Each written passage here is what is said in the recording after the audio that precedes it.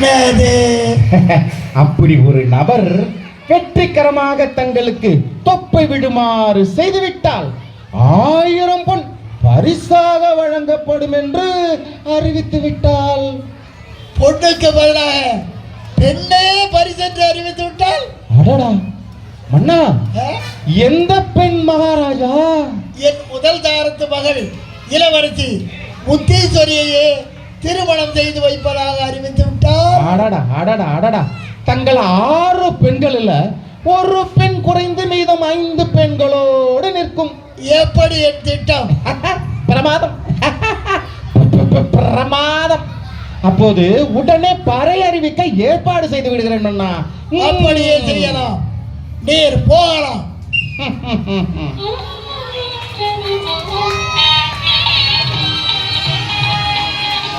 அறிவிப்பது என்னவென்றால், நம்முடைய தேசத்து மகாராஜா தொப்பையூர் 3ஆம் தொப்பையுடைய மன்னனுக்கு உடனடியாக ஒரு தொப்பை விடுவதற்கான உபாயத்தை கூறி அதை நடைமுறைப்படுத்தி காட்டும் அதிர்ஷ்டசாலிக்கு அரசருடைய மூத்த மகள் முத்தீஸ்வரியை திருமணம் செய்து தரப்படும்.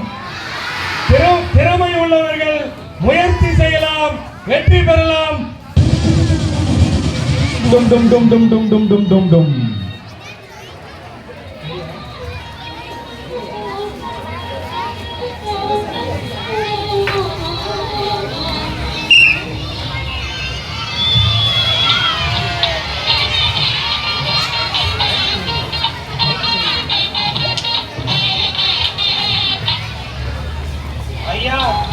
ஐயா கும்பிடுறாங்க ஐயா.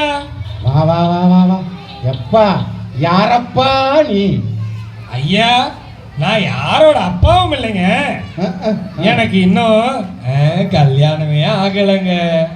நான் காத்து கந்தசாமிங்க. ஐயா ஐயா அந்த அறிவிப்பை கேட்டு வந்தேங்க.